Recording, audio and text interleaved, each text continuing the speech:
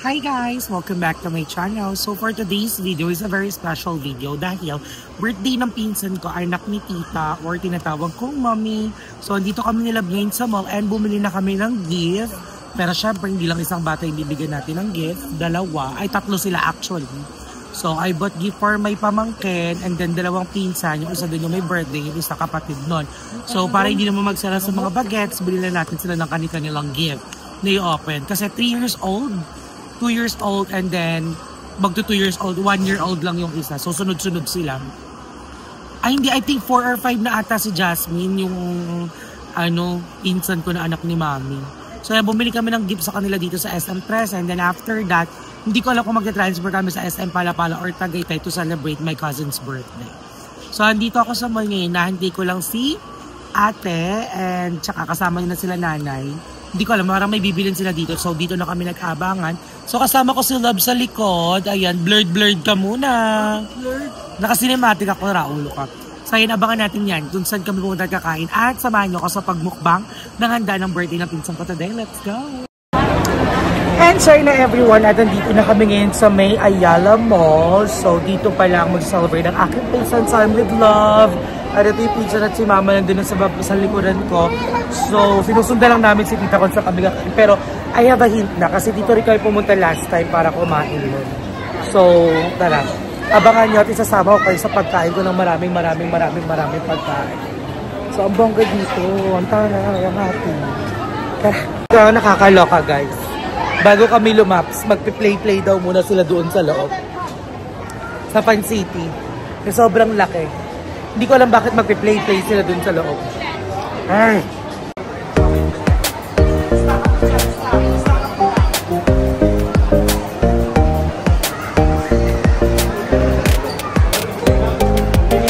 And sorry na everyone at nandito na ako ngayon sa My Food Club dito sa May Alabang. So we're gonna start getting our food now. I'm so excited kasi actually kakapasok lang din namin dito.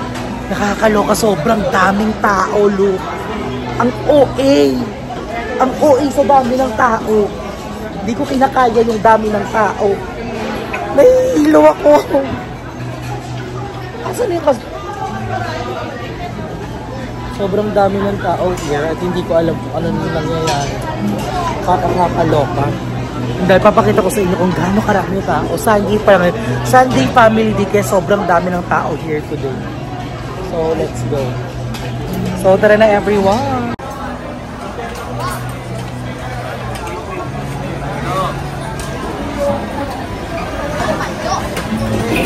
Aray ko! Siksika! So ayan everyone, sobrang nakakaloka. Nahihilo na ako sa sobrang dami ng tao. And isa pa sa nakakaloka, wala nang pila. So nagkakanya-kanya na talaga sila kung saan sila pupunta at nagkukuhaan. So wala na siyang designated line na parang padiretso lang dito. Wala kanya-kanyang pasok na sa kanya-kanyang gate. Nakakaloka ang mga tao. Hindi na makapag-wait ang lahat. Hindi na siguro. I understand na magugutom din sila pero nakakaloka talaga legit. First time ko pumunta rito na ganito na yung nangyayari. Kasi tignan mo, hindi na diretso yung pila. Look at here. Sobrang hindi na diretso yung pila. Para na silang pila na.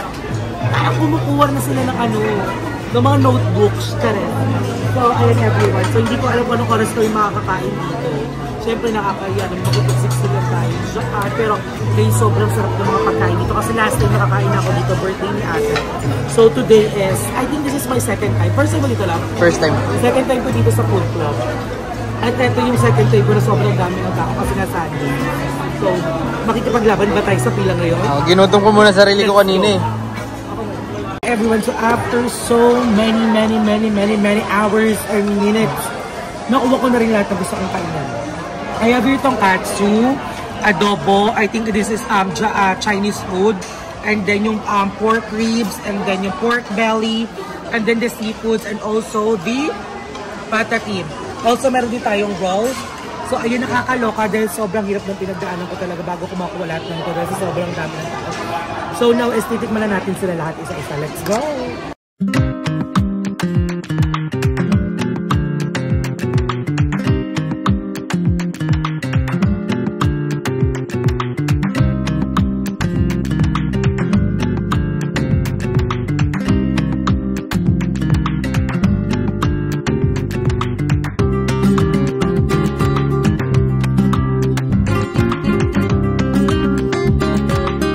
And sorry na everyone, at dito na nga kami sa traffic ngayon. Kagigising ko lang, nakakaloka, basa-basa na tayo dahil pas ng ulan. At look, sino kasama ko? Siya pa din. Lalo na lang siya kasama. So, bumili kami ng lulutuin ko today na ulam namin. So, we decided to have pork adobo. Adobo na laman. Kasi kahapon sa buffet, wala akong nakuwang adobo. So, nag-crave kami sa adobo na bawang. So, magluluto ako ng adobo ngayon. Sobrang lakas ng ulan, nakakaloka. At ayun nga yung mga kaganapan kahapon. Ikikwento ko sa inyo mamaya pag uwi ko. Yung kaganapan kahapon dun sa buffet na kinainan namin na nakakaloka talaga. Pero mag-cook tayo ng very light today habang nagkikwento para mas bongga yung eksena ng cooking natin. So, may chikahan tayo. So, kinasamahan nyo kami pag uwi natin.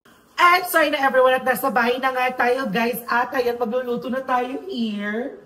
So, maglalagay na ako ng aking mantikeke dito. Ayan. So, lulutuin natin ay spicy pork adobo. So, that's what we're praying today. So, anyway, so yun nga, story time kahapon. Ang nangyari ay, so pagpunta namin doon, syempre, we're very excited kasi nga medyo hungry ng mga dala-dalis nyo with my family. Kaso after nung pagpunta namin doon, guys, sobrang daming tao, nakakaloka. Tapos eto pa, sobrang daming tao, sobrang nakakaloka talaga kasi hindi ko in-expect na Sunday nga pala. Nakalimutan ko Sunday pala kahapon.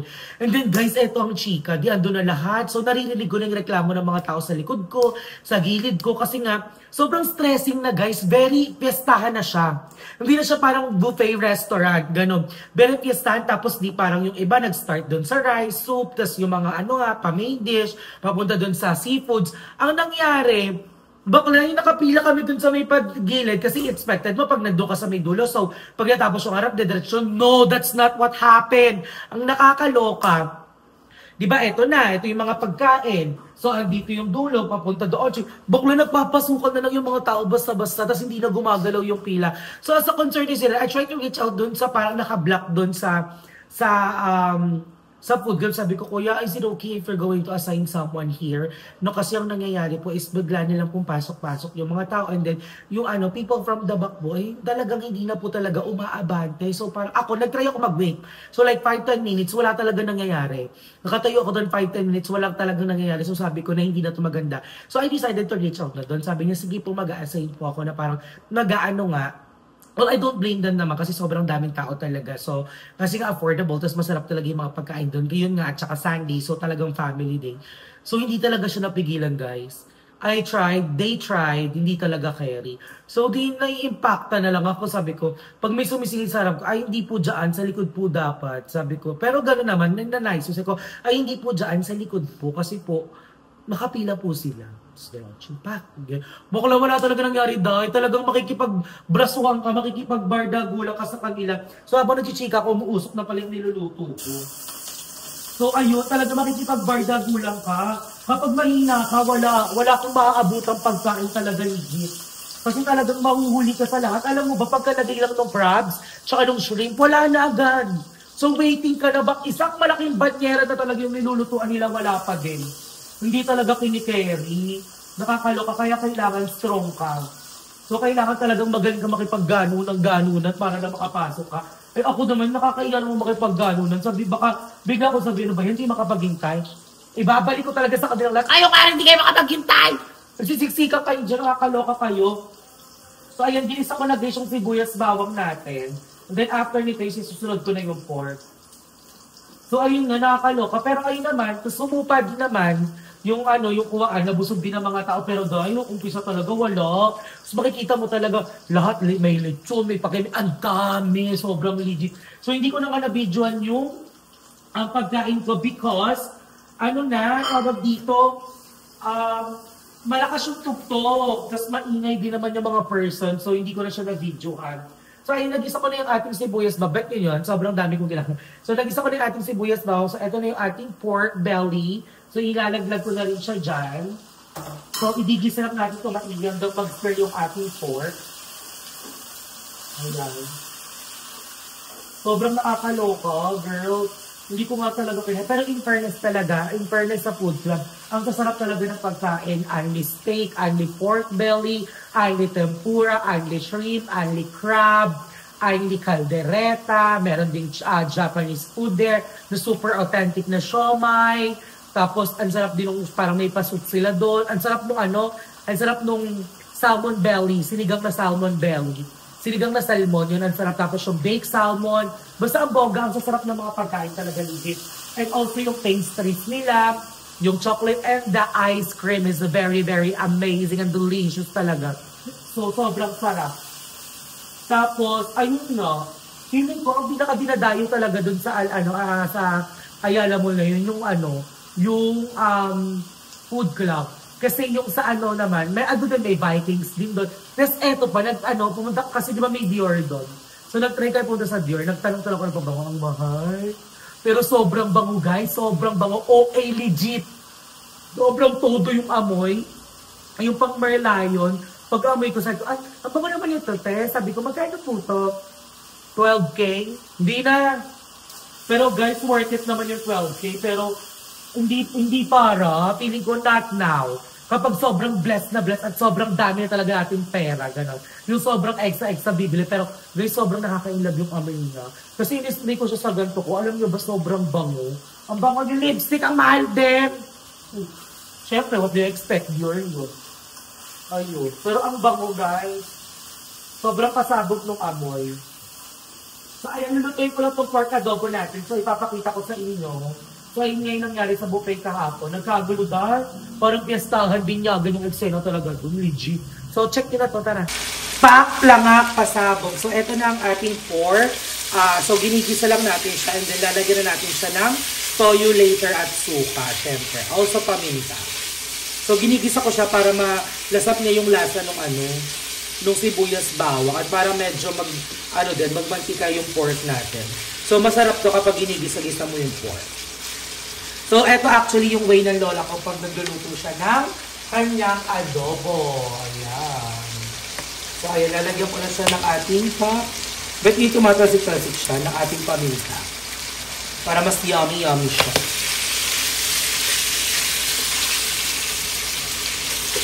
So, ayan guys, ang bango na. So, hintayin lang natin ma-stir yan para mas lumambot yung baboy natin. And after that, lalagyan na natin siya ng toyo. So, let's go! Go. And so, ayan na everyone. So, as you can see, ayan, natutusta na yung bawang natin. So, kapit na yung lasa ng ating sibuyas bawang sa ating pork, also the paminta. So, that's when we're going to start na ilagay ang ating toyo. Ayan. So, lagay lang yung toyo dyan. Ayan, plakada. Okay. So, after natin lagyan ng toyo, haluin muna natin ng very light. Ayan. Kasi pag nilagay natin yung suka, bawal na siyang haluin ulit. So, ayan. Tapos, lalagyan na natin siya ng kaunting suka. Okay, that's enough. So, hintayin lang natin siyang kumulo dyan. And then, huwag niyong haluin, hayaan niyo siyang kumulo ng kumulo.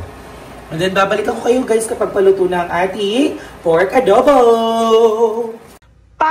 Plangak, pasabog. And so, ayun na everyone, at luto na ang ating pork adobo there. Look at that. Yun ang masarap na adobo, yung nagmamantika at tuyot-tuyot na siya, diba? Perfect yan sa mainit na kalit kahit sa sinangag. At lalo na kapag tag-ulan, divine. And so yun na everyone, I think hanggang dito na lang ang video natin. So maraming salamat sa pagsubaybay sa video natin. And thank you so much for always supporting me and also all the bayuts, the fairies, and the impactors, diba?